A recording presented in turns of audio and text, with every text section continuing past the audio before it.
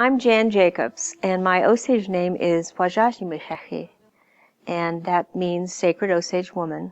Osages are located in northeastern Oklahoma. We were moved there from our reservation in Kansas in the late 1800s, and we've been in Oklahoma ever since. And we currently have 3 villages, Osage, Pawhuska, and Hominy, and my village is Pawhuska. So all 3 of our villages dance the Ilonshka dance in June. And I'm going to share ribbon work with you, which is an art form that came about probably through trading with the French, getting ribbon. And it still to this day, it kind of amazes me when I think about people getting this ribbon and then figuring out, well, maybe I could cut this ribbon. Maybe I could lay this ribbon one piece on the other. And maybe I could make a design. Rather than just have flowing ribbons, they created these beautiful pieces of ribbon work. And, you know, back then, the stitching was all had to be done by little fine stitches. Today, we go over it with a sewing machine after we hand stitch it. And that really, secures it so that it can last for a long time. But a long time ago, the women had to be very skilled and do these little tiny fine stitches. And, just the fact that we have kind of better scissors, we have better needles, makes our work a little bit easier. So when I think back, I'm really impressed and happy that those women, learned one from generation to the next of how to do this ribbon work and how to carry it forth. And that's how I learned to do ribbon work. But unfortunately, my mother lost her mother as a child, so she didn't have anyone teach her. She and her sisters taught themselves.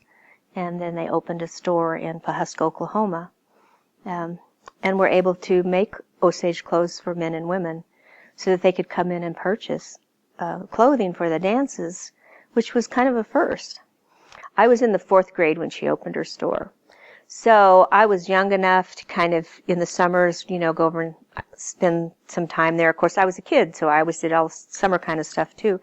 But as I got to be a teenager, during the busy season, I actually worked at the store almost every day. So a lady came in one day and she needed a suit, which she needed it last week, of course.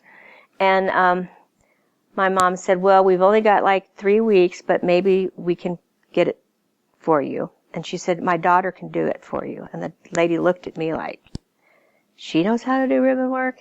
And so I was kind of thrown into the fire quickly. I knew how to do it, but I'd never had to do it for a piece outside of the family. And that was really my first, initiation into doing a piece of ribbon work that was going to be sold as for someone to wear in the dances.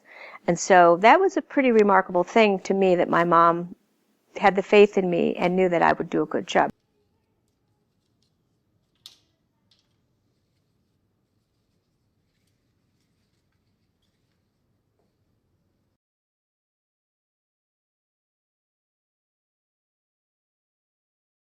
I'm going to make a little girl skirt, not a toddler skirt, but a kind of that in between, 6 to 8 year old age, which is nice because it's not quite as small.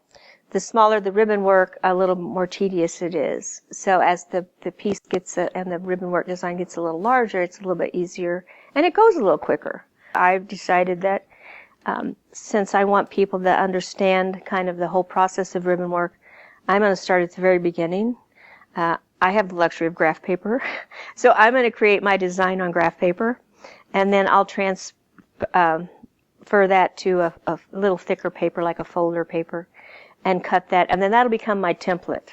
Now, you use templates for 4 ribbon designs, but for the multi-layer designs, you don't really have a template per se. You layer your ribbons in the same way, but your design starts with your first ribbon. So you would mark it where you want to cut it, and then you fold it and do your first row, and then your second row builds on that, and your third row builds on that, till you get to the middle of your design, and then you just reverse it, and you build out. On a 4 ribbon design, you have 2 pieces of ribbon on the bottom stitched together, and then each have 1 ribbon on top of them, and that's where I use the template. I draw the design, and then I cut the ribbon, fold it, and stitch it.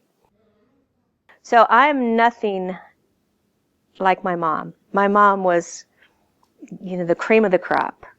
And I've learned from her, and I just hope to, you know, do a good job. Every time I make ribbon work, I hope that when she would look at it, she'd say, your edges are good, your corners are good, that you've done a good job. So I think that's important.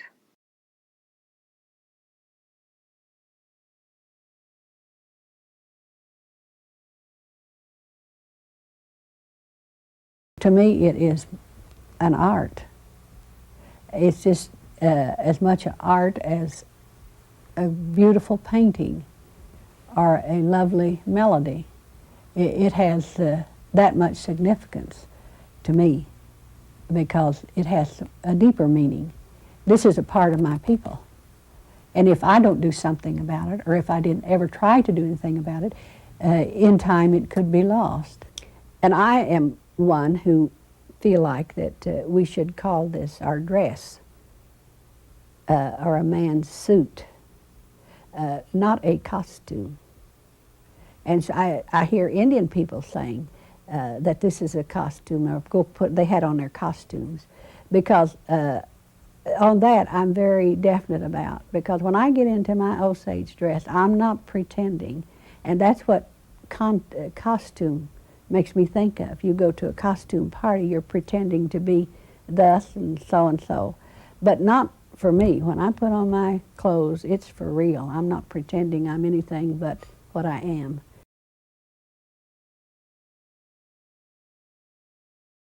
I want my children to have a feeling of belonging, and they'll have it if I encourage it and if they get involved. And I told them just recently how important it was to me that they continue this and that they be aware of the fact that they are Osage Indians and this is a part of their heritage. And long as they feel it and understand it, it'll always be there.